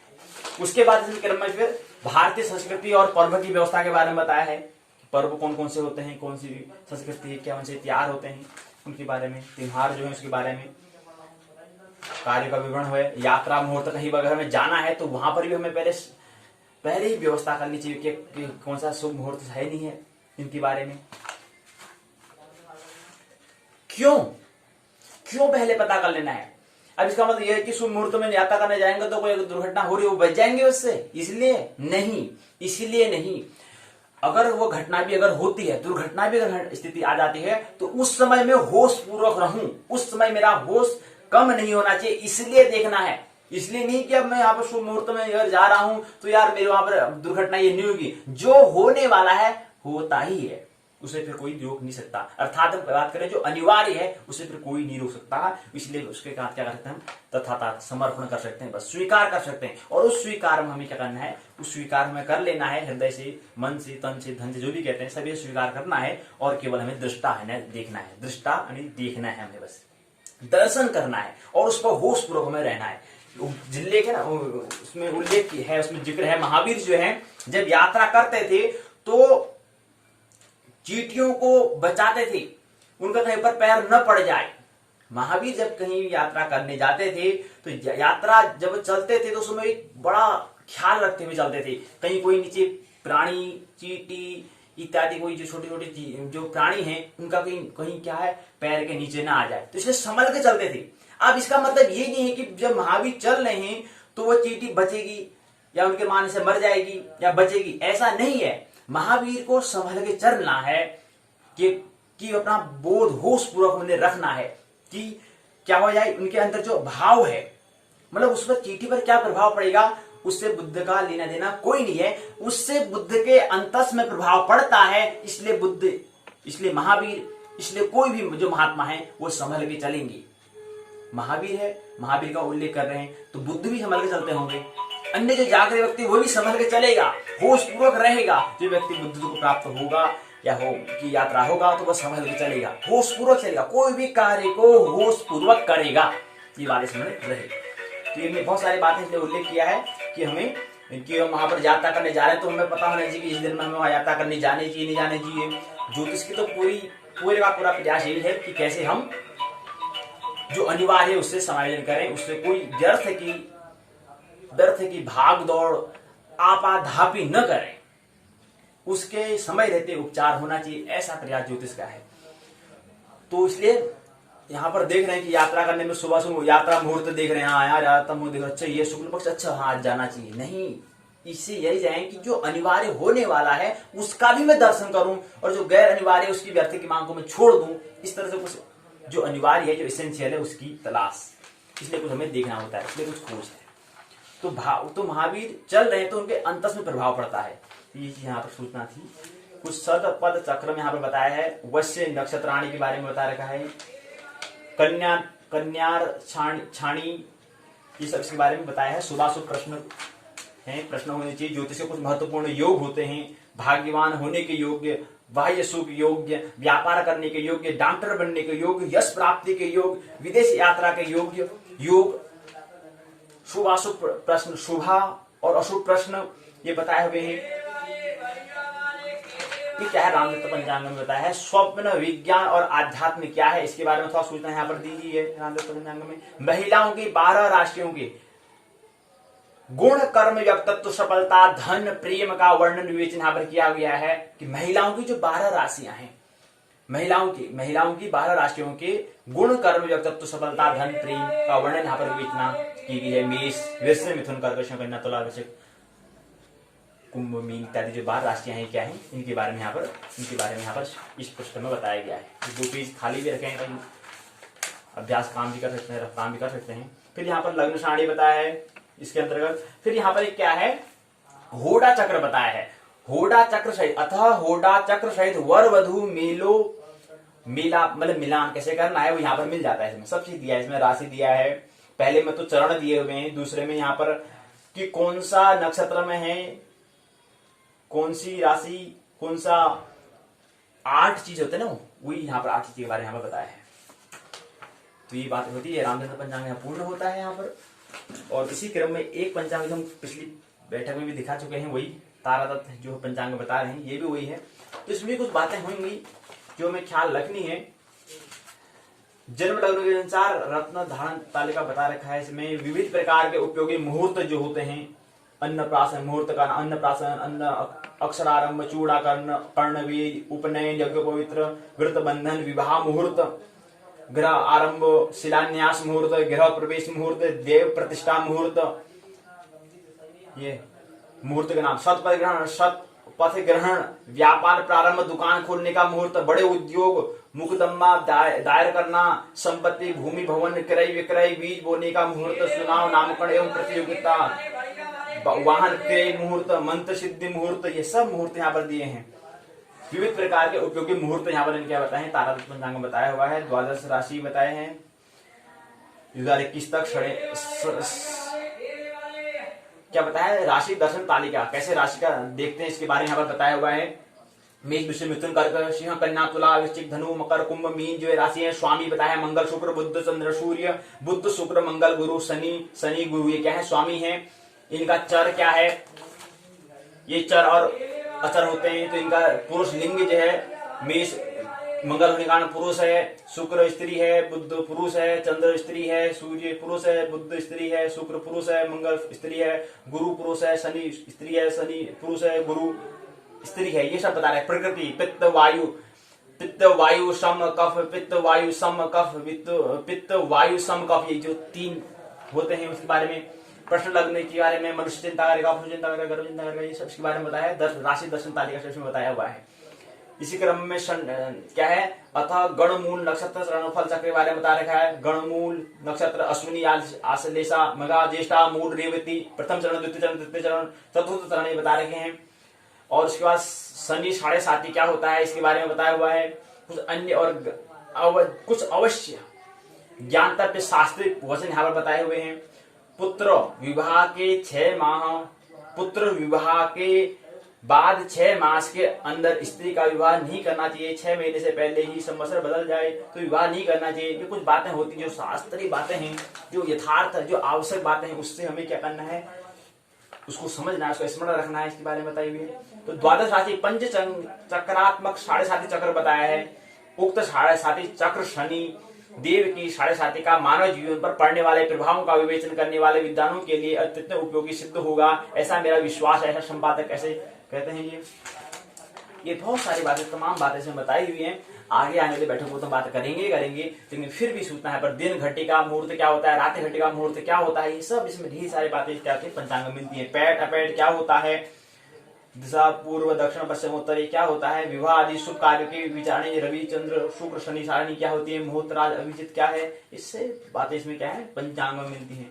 और महत्वपूर्ण बात है कि होरादिश षड वर्ग चक्र ज्ञानार्थम चक्र ये सब दिया हुआ है इसमें। विश्वंतुरी महादशा ये सब दशा के बारे में, वर वधु गुण मिलापक सारणी यहाँ पर दिया हुआ है। भाग इसमें दिए हुए हैं। विदेशों की अक्षांतर देशांतर सारणी इसके बारे में तो समझेंगे, ये सब यहाँ पर दिया हुआ है। भारतीय अक्षांतर देशांतर सारणी राज्यवार दिया इसमें दिया हुआ है। ये बातें तमाम इसमें बातें इसमें दी हुई है। भारतीय अक्षांतर देशांतर राज्यवार सारणी तो वही चल रहा है, राज्यवार चल रहा है, राज्यवार सारणी चल रहा है। राज्यवार सारणी क्या किसकी है, देवभूमि उत्तराखंड अक्षांश देशांतर सारणी राज्यवार, भारतीय अक्षांश देशांतर सारणी राज्यवार है। यह है देवभूमि उत्तराखंड, ये क्या है, देवभूमि उत्तराखंड अक्षांश देशांतर सारणी राज्यवार है। उत्तराखंड की है, वो देश की है। देवभूमि उत्तराखंड के मुख्य शहरों के सूर्योदय सूर्यास्त के बारे में बताया गया। जो मुख्य शहर है जैसे अल्मोड़ा है, बागेश्वर है, रुद्रपुर है, प्रतापगढ़ है, पौड़ी है, चमोली है, टिहरी है, देहरादून है, हरिद्वार है, इनके क्या बता रहे हैं, जो स्टैंडर्ड टाइम है, मानक जो समय है उसके बारे में यहाँ पर बताया हुआ है। हम काल की बात करें तो काल के बारे में, भारतवर्ष काल के बारे में बात करें तो काल के बारे में कितने बजे सूर्योदय होता है, कितने बजे सूर्यास्त होता है, स्टैंडर्ड समय जो है, स्थानीय समय क्या है, मानक समय क्या है, ये तो हम आने वाली बैठक में करेंगे। 4 अक्टूबर और 5 अक्टूबर और 6 अक्टूबर को हम करेंगे आने वाली बैठक जो है वो सूर्योदय के बारे में ही है। वो सूर्योदय साधन नामक इकाई खंड है, उसके अंतर्गत हम 6 इकाई को समझेंगे वहां पर, लेकिन फिर भी संकेत आदि भी दे रहे हैं। दशम लग्न सारणी क्या है इसके बारे में, भारतवर्ष के मुख्य नगरों के लग्न परिवर्तन तालिका के बारे में इसमें दिया हुआ है। ढेर सारी बातें हैं, ये केवल सूचना हमें दी है ताकि हमें आगे क्या क्या जैसा करना होता है, क्या क्या हमें समझना है, इस पर हमें संकेत में दिया। ये रहा पंचांग, और यहीं पर क्या होती है, आज की इकाई पूर्ण होती है। अंतिम बात आती है विश्वविद्यालय का जो पाठ्यक्रम है उसको पहले देखना महत्वपूर्ण है। आइए उसको देखें एक झलक में, फटक से इसको हम एक बार एक झलक में देखें कि इसमें विश्वविद्यालय ने क्या दिया है। कल हमने बात कर ली थी नक्षत्र के बारे में, समझा था। आइए योग के बारे में। योग क्रम सैद्धांतिक स्वरूप इसमें लिखा है। इकाई की संरचना, प्रस्तावना, उद्देश्य, योग परिचय, योग क्रम, योग का सैद्धांतिक स्वरूप, योग माफ करना, बोध प्रश्न, सारांश, पारिभाषिक शब्दावली, बोध प्रश्नों के उत्तर, सहायक पाठ्य सामग्री, निबंधात्मक प्रश्न इसमें दिया हुआ है। योग किसे कहते हैं तो मैं समझा था कल। इसमें प्रस्तावना बताइए। तृतीय इकाई योग क्रम सैद्धांतिक स्वरूप नाम की क्या है, इकाई है। तृतीय उद्देश्य, यहाँ पर योग क्या है, योग क्रम क्या है, योग का सैद्धांतिक विवेचना किस प्रकार किया जाता है। पंचांग का एक अंग को हम कहते हैं योग। योग का व्यवहारिक उपयोग क्या है, योग का परिचय। सूर्य चंद्रमा का अंतर क्या है, 12 अंश का होने से एक तिथि होती है, हमने समझा था। ये यहाँ पर दिया हुआ है, योग परिचय के बारे में यहाँ पर दिया हुआ है। परिचय में हम यहाँ पर समझ रहे हैं इस बात को। इसमें निंद योग क्या होता है इसके बारे में, योग उत्पत्ति कैसे होती है इसके बारे में बता रखा है। योग की उत्पत्ति कैसे होती है, योग का साधन कैसे करते हैं, ये इसमें बताया हुआ है। और सूत्र बताया है, फॉर्मूला है। योग का साधन मतलब पता है गणना करना, तो कैसे गणना करनी है इसमें फॉर्मूला दिया हुआ है। क्या दिया है, कलनात्मक स्पष्ट चंद्र प्लस कलनात्मक स्पष्ट सूर्य गुणा 1 योग बराबर 800 कला, फिर योग कला गुणा 1 भागा 800 बराबर योग कला बराबर 800 बराबर लब्धि प्लस शेष कला भागा 800 ये दे रखा है। तो ये फॉर्मूले हैं।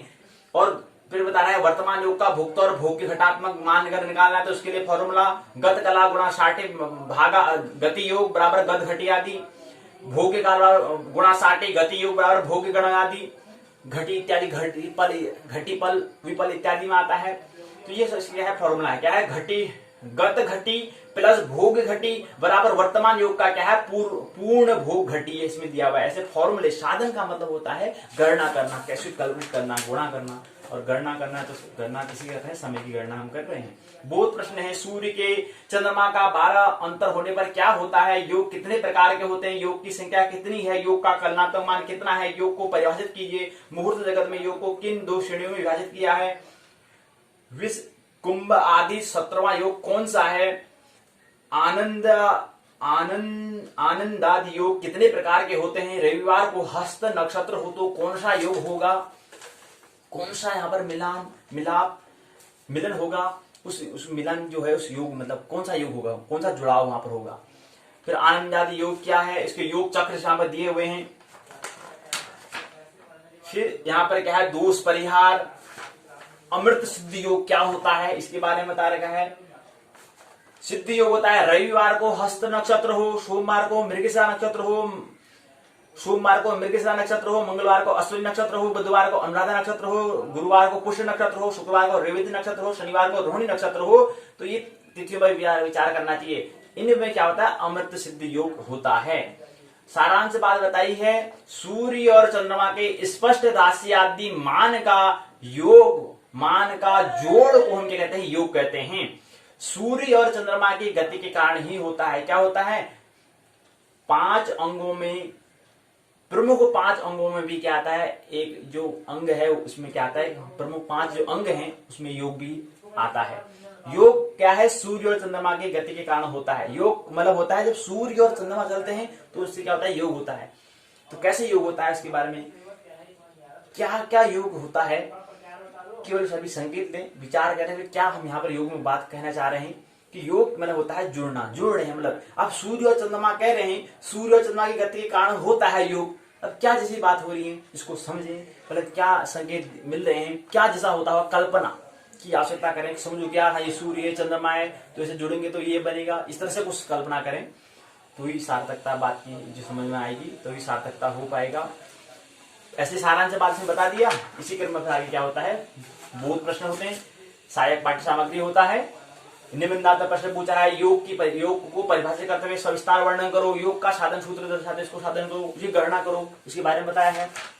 इसी क्रम में कर्ण के बारे में बताया है, इकाई की संरचना, इकाई, प्रस्तावना, उद्देश्य, कर्ण परिचय, कर्ण का सैद्धांतिक स्वरूप, बहुत प्रश्न, सारांश, परिभाषा, शब्दावली, बहुत प्रश्नों के उत्तर, सहायक पाठ्य सामग्री, संदर्भ ग्रंथ, निबंधात्मक प्रश्न बताया है।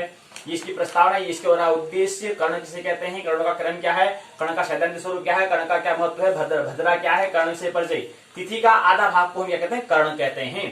तिथि के आधे भाग को कर्ण कहते हैं। ये बात समझिए। कृष्ण पक्ष में तिथि संख्या को 7 से विभाजित करने पर प्राप्त अवशिष्ट संख्या कर्ण तिथि के पूर्वार्ध में तथा शुक्ल पक्ष में दुगुनी तिथि संख्या में से 2 घटा कर 7 का भाग देने पर शेषांक क्रम संख्या वाला कर्ण उस तिथि के पूर्वार्ध में अवस्थित होता है। उसे अग्रणी क्रम प्राप्त कर्ण तिथि के उत्तरार्ध में होता है। तो कह रहे हैं प्रत्येक तिथि में 2-2 कर्ण होते हैं, अर्थात तिथि के आधे भाग को हम कर्ण कहते हैं। प्रत्येक तिथि में 2-2 कर्ण होते हैं। कर्ण कितने होते हैं? हमने बात की थी 11 कर्ण होते हैं, और वैसे तिथि कितनी होती है? 30 होती है, और कितने कर्ण कितने हो जाएंगे? 60 हो जाएंगे। क्यों? क्योंकि एक तिथि में क्या है? 2 कर्ण है।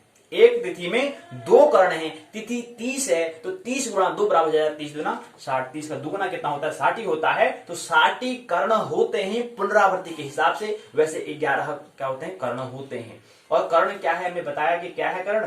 तिथि का आधे भाग को हम कर्ण कहते हैं। कर्ण नहीं, कर्ण, ठीक है, कर्ण कहते हैं।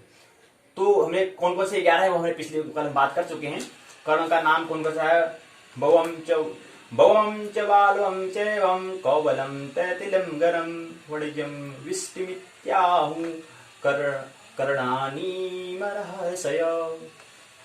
ये क्या है? इसमें कर्ण दिए हुए कितने? 11 दिए हुए। कौन कौन से? बाल होते हैं, बड़े इसमें बताया हुआ है। कर्णों का स्वरूप महत्व क्या होता है इसके बारे में बताया हुआ है। कर्ण का सैद्धांतिक स्वरूप का साधन, स्थिर कर्ण क्या है, चर कर्ण क्या है, इसके बारे में बताया हुआ है। और इसके बाद भद्रा विचार, बहुत प्रश्न है। तिथि का आधे भाग को क्या कहते हैं? तिथि का आधा भाग कहलाता है, क्या कहलाता है? प्रत्येक तिथि में कितने कर्ण होते हैं? कर्ण की कुल कितनी संख्या है? स्थित कर्ण की संख्या कितनी है? चर कर्ण कितने हैं? भद्रा किस कर्ण का उपनाम है? एक मास में कुल कितने कर्ण होते हैं? शुक्ल प्रतिपदा के उत्तरार्ध में कौन सा कर्ण होता है? भद्रा का जहां निवास होता है उस स्थान के लिए वह कैसा होता है? शुक्ल तृतीया और के पूर्वार्ध में कौन सा कर्ण होता है? भद्रा विचार, भद्रा क्या है, किसे कहते हैं भद्रा? भद्रा की व्युत्पत्ति कैसे हुई है? कहते हैं कि देवासुर संग्राम के अवसर में महादेव की रौद्र संपन्न आंखों से उनके शरीर का दृष्टिपात किया। तत्काल उनकी देह से गर्धव मुख, 3 चरण, सप्तभुजा, कृष्णवर्ण, सुविकसित दांत, प्रेत वाहिनी वाली तथा मुख से अग्नि उगलती हुई देवी का क्या हुआ? प्रादुर्भाव हुआ। प्रस्तुत देवी ने राक्षसों का समन करके देवताओं को निश्चित किया। अतः सूर्यगणों ने प्रसन्न होकर उसे सम्मान देने के उद्देश्य से विष्टि अर्थात भद्रा आदि संज्ञाओं से विभूषित किया, मतलब उनको नाम दिया। संज्ञा मतलब उनका क्या नाम दे दिया? भद्रा नाम दे दिया। तो ये चीज भद्रा क्या होती है? भद्रा का लोकवास क्या है? भद्रा क्या है? इसके बारे में बताया हुआ है। इसमें बताया है भद्रा का निर्णय कैसे करते हैं। भद्रा की मुख, पुच्छ संज्ञा, भद्रा ज्ञान चक्र के बारे में बताया है। भद्रा का अंग विभाग, भद्रा के विशेष संज्ञाएं, विशेष नाम क्या हैं, सारांश तौर पर कुछ बातें यहाँ पर दी हुई हैं। और फिर क्या है? पारिभाषिक शब्दावली हैं। और इसी क्रम में फिर क्या होता है? यहाँ पर जो निबंधात्मक प्रश्न पूछे गए हैं वो होते हैं। निबंधात्मक प्रश्न कौन से हैं? कर्ण किसे कहते हैं स्पष्ट करो। कर्ण कितने प्रकार के होते हैं, कितने प्रकार होते हैं और उनका नाम लिखो। कर्ण का सैद्धांतिक स्वरूप समझाते हैं, उसका क्या करो? उसके साधन करो, उसकी गणना करो। कैसे इसकी गणना करते हैं इसके बारे में। फिर ऐसा अगला क्रम है ग्रह कक्षा के बारे में बात कर रहे थे। ग्रह कक्षा क्या होती है? ग्रह कक्षा है कक्षा जो हमें बता रहे हैं, कक्षा मतलब पथ यानी कि रास्ता होता है, भ्रमण पथ होता है।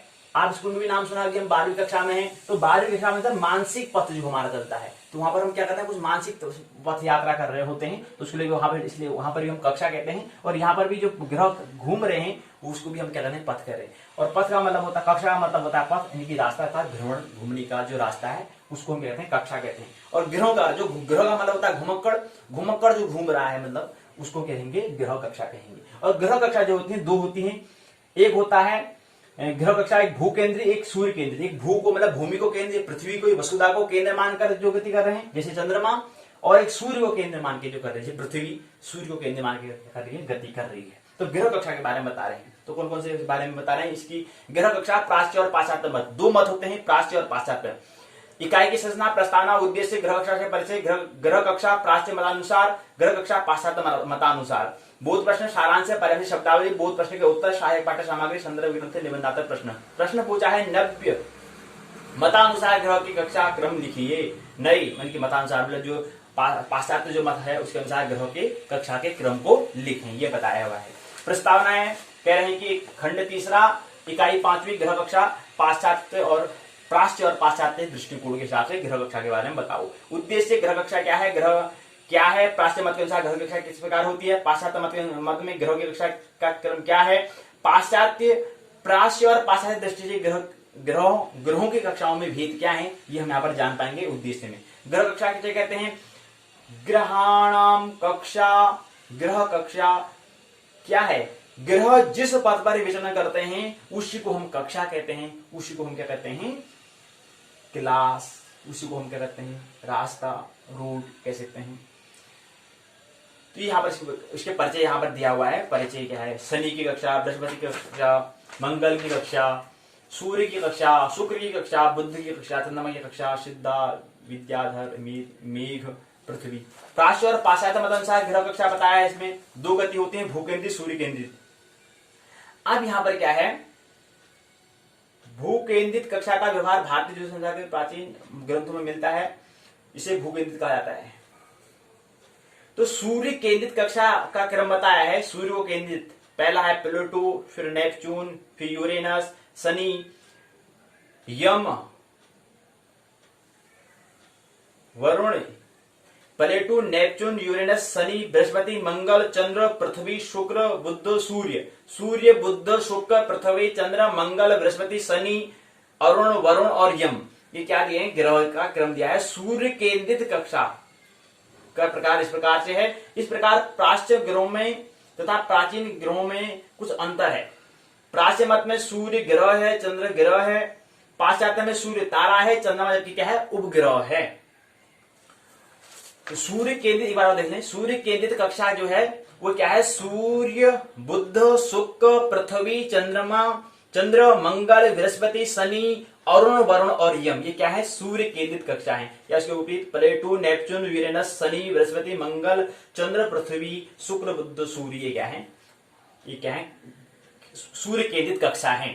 और फिर बता रहे हैं ग्रहों में कुछ ग्रह जो है उनके प्राचीन और प्राच्य में कुछ भेद है, कुछ मत है। जैसे सूर्य क्या है, यहाँ पहले प्राच्य में क्या था, यानी जब मनुष्यों की सभ्यता वहां पर क्या थी, जब मतलब क्या है, जब उसमें क्या था, तकनीकी प्रौद्योगिकी का उतना विकास नहीं था, संसाधन हमारे पास नहीं थे, तो उस समय दृष्टिकोण क्या था, सूर्य ग्रह है, चंद्र ग्रह है, ये सूचना यहाँ पर देता है। क्योंकि अब हमारे पास क्या है, टेक्नोलॉजी, तकनीकी बहुत कुछ है, तो उसके माध्यम से हमारे पास संसाधन है, साधन है, उसको हम देख सकते हैं कि वहां पर यथार्थ सत्य क्या है, उसको हम देख सकते हैं, तब जाके बात कर सकते हैं। उसमें ऐसा नहीं था, थोड़ा बहुत साधन कम थे, इसलिए यहाँ पर थोड़ा वहां पर उसमें संशोधन करने की आवश्यकता होगी, शोध करने की आवश्यकता होगी, हो सकता है।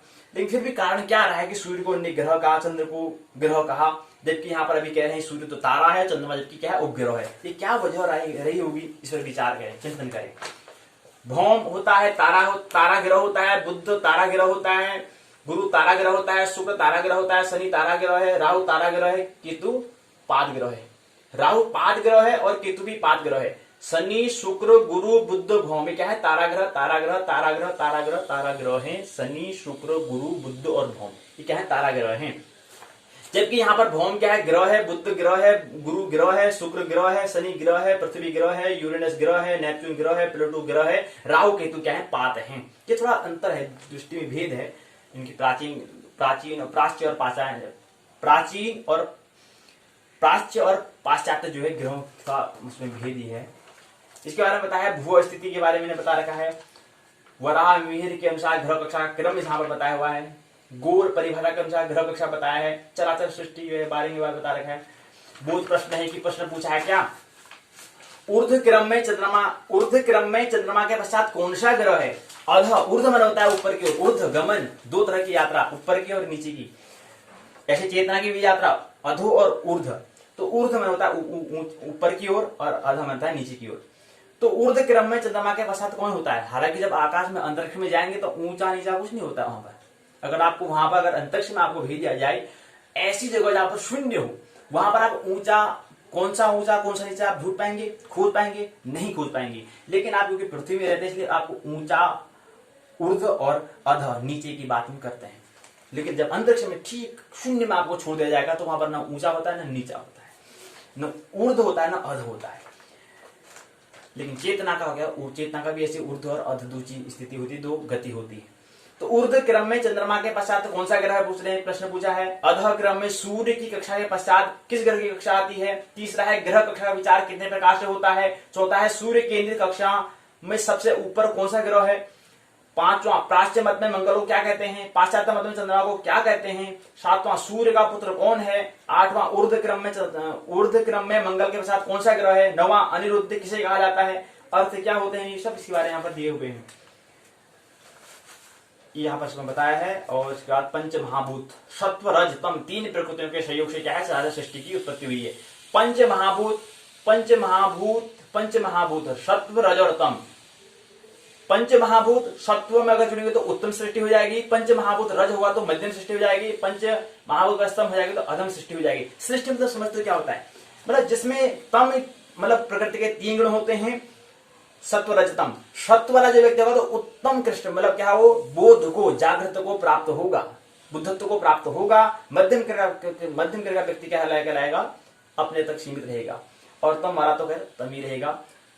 कहने का मतलब है ये जो व्यक्ति है वो क्या करेगा, अपना परोपकार, उत्तम सृष्टि मतलब होता है सत्व रजतम। प्रकृति के गुण के अनुसार क्या है व्यक्ति की क्या होती है, योग्यता होती है, यानी कि प्रवृत्ति अर्थात ये सत्वरस क्या है, इसके लिए क्या होता है प्रारब्ध देखा जाता है, संस्कार देखा जाता है। जो संस्कार हमारा बीज पड़ा हुआ है उस पर सब क्या है, सब चीज हमारा वर्तमान भूत भविष्य सभी चीजें उस पर क्या है, पूरा उसमें क्या है समायोजित है बीज के रूप में। वो जितने वृक्ष कितना वृक्ष बनेगा सब उसमें दिया हुआ है। ये सब पाताल भूषण इसमें दिया हुआ है, कोई क्रम इसमें दिया हुआ है। तो यहाँ पर सारांश बात में बताते हैं। और यहाँ पर बहुत प्रश्न है, सहायक पाठ्य सामग्री है। प्रश्न पूछे हैं कि ग्रह कक्षा से आप क्या समझते हैं, प्लेनेट जो ऑर्बिट है उसे क्या समझते हैं आप, स्पष्ट करो। प्राच्य मत में ग्रह कक्षा को दर्शाओ, प्राच्य और पाश्चात्य मत में ग्रह कक्षा में अंतर को स्पष्ट करो। सृष्टि जो रचना हुई है उसको समझाओ, सृष्टि कैसी रचना हुई है ये यहाँ पर बताया हुआ है।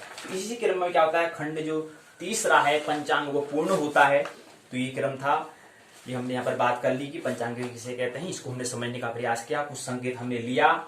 जो यथार्थ है, जो सूचनाएं ब्रह्म की ओर किया जा रहा है उसको हम यहाँ पर अंतस में धारण करने का प्रयास करेंगे। मानने की कोई आवश्यकता नहीं है, जानने की है आवश्यकता।